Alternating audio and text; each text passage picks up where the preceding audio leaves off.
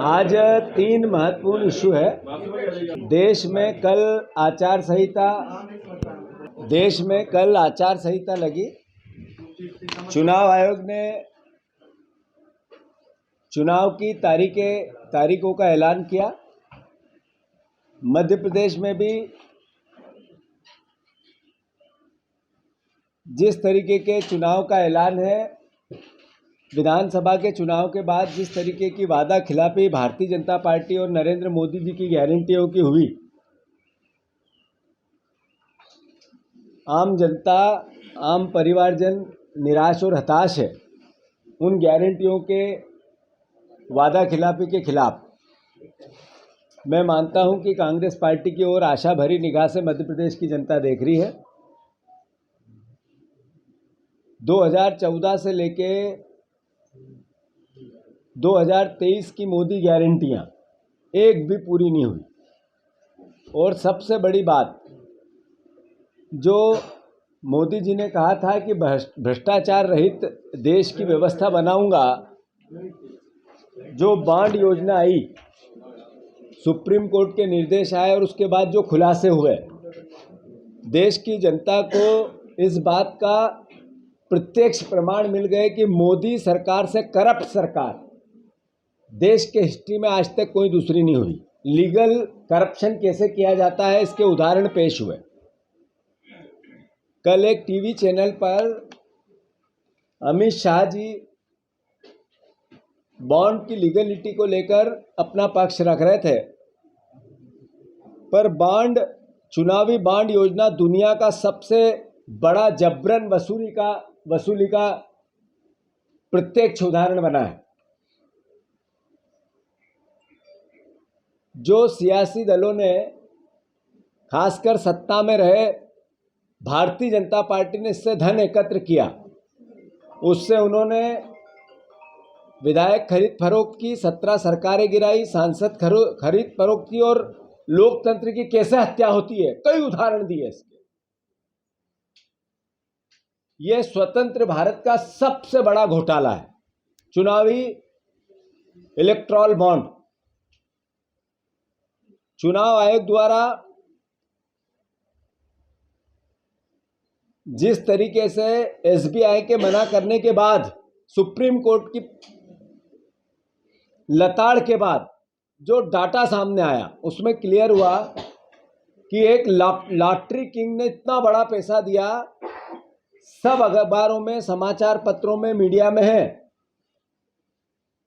पर बड़ी media channel में एक में भी नहीं है, हाउस में एक में भी नहीं है। न इस पे कोई डिबेट है, न इस पे कोई प्रत्यक्ष अप्रत्यक्ष रूप से इसकी पड़ताल या रिपोर्टिंग है। इसका मतलब है कि सरकार का पे जो दूसरा आरोप लगता है मीडिया पे कंट्रोल का, वो भी सिद्ध होता है। कोविड में जिस वैक्सीन को सारी मान्यताएं सरकार ने दी, उससे कोविड के यातनाओं के दौरान चंदा लिया गया। जिन कंपनियों को ठेका दिया गया उनसे चंदा लिया गया, जिन कंपनियों पर रेड डली उनसे चंदा लिया गया। ईमानदारी और भ्रष्टाचार रहित भाषणों के खिलाफ एक साथ इतना बड़ा भ्रष्टाचार किया गया, सर्वविदित है। सबसे बड़ी बात, जो सबसे बड़े दो घराने हैं उनका नाम ही नहीं है, जिनको सब कुछ सौंप दिया, जिनको रेल सौंप दी, जिनको पोर्ट सौंप दिए, एयरपोर्ट सौंप दिए, जिनको सड़कें दे दी, जिनको रेलवे स्टेशन दे दिए, सब कुछ, जिनको थल से लेके, जल से लेके, जमीन से लेके, आकाश से लेके, यहां तक कि सारी सैटेलाइट की सारी सुविधाएं सौंप दी उनको। उनसे बॉन्ड योजना के अंतर्गत 1 रुपया भी नहीं लिया गया। इसका मतलब है, जो राहुल गांधी जी ने कहा, शेल कंपनियों का उपयोग किया गया, फ्रॉड कंपनियों का उपयोग किया गया और उनसे बॉन्ड के जरिए पैसे लिए गए। ये इतना बड़ा रिश्वत का कांड है, भ्रष्टाचार का कांड है कि जिसकी जितनी निंदा की जाए उतनी कम है। मैं मानता हूं देशवासियों को समझना चाहिए, देखना चाहिए। और जैसा मैंने एक दिन पहले भी कहा था कि दानदाताओं की एंट्री है 18,871, जबकि लेने वालों की एंट्री है 20,421। तो लगभग 1,500 एंट्रियां गायब है। वो एंट्रियां कौन सी है और उन्हें किसको पैसा दिया?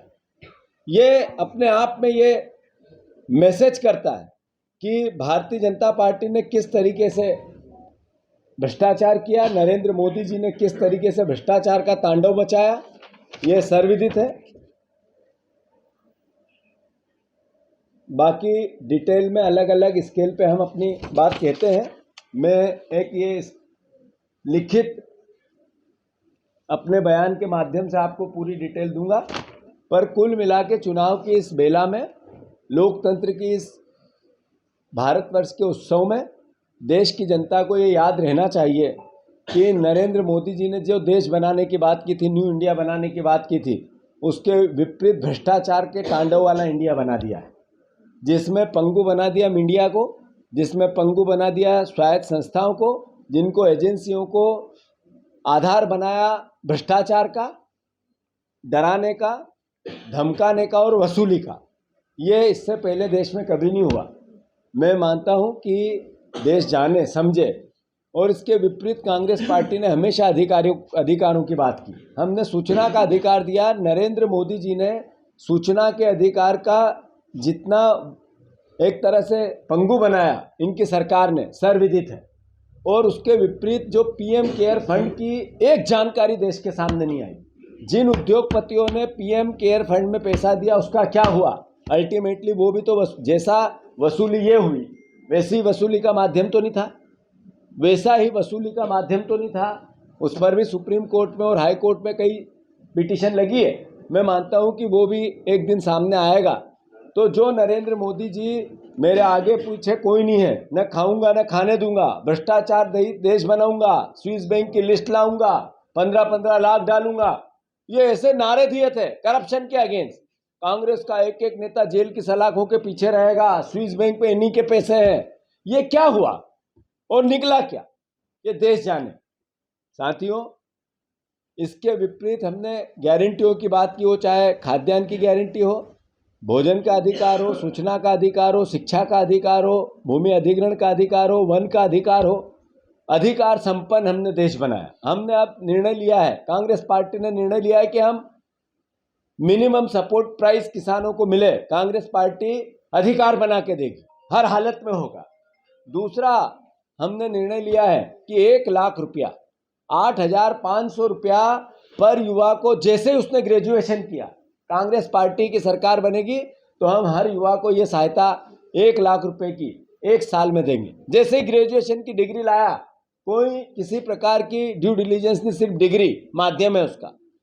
तीसरा, हम बहनों को, गरीब बहनों को 8,500 रुपया महीना देंगे।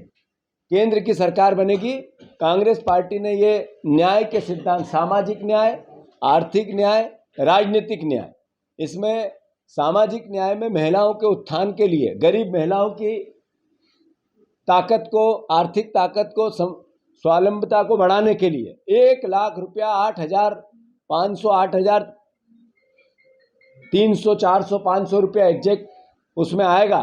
तो ये हर महीने बहनों को मिलेंगे। 1 लाख रुपया ग्रेजुएशन जैसे ही हमारे युवा ने किया उसको मिलेंगे।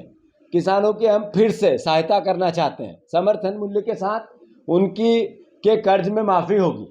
हमारी नीति हमेशा उद्योगपतियों को जो 16 लाख करोड़ रुपए की सहायता नरेंद्र मोदी सरकार ने की और वो पीएम केयर फंड में वापस लिया या इस बांड योजना में उनसे वापस लिया, इस करप्शन को करने की कोशिश की। कांग्रेस ऐसा नहीं करेगी। कांग्रेस सहायता करेगी कि किसानों के ऋण माफ़ी करे, उद्योगपतियों के बजाय। देश में हर गरीब व्यक्ति के पास देश के संसाधन पहुंचने चाहिए। इस योजना के अंतर्गत हमने, इस व्यवस्था के अंतर्गत हमने ये भावना व्यक्त की। आज राहुल गांधी जी बम्बई में बहुत बड़े ऐलान करने वाले हैं। जो उनकी भारत जोड़ो न्याय यात्रा 6,700 किलोमीटर की हुई, उसके अंतर्गत जो बातें उन्होंने की और भारत का आने वाले 5 साल का, 8 साल का, 20 साल का विजन क्या होगा कांग्रेस पार्टी का, उसको पूरे को दृष्टि पत्र के रूप में हम बम्बई में आज शाम को 6 बजे राहुल गांधी जी और इंडिया के तमाम नेता एकत्रित होकर अपनी बात कहेंगे।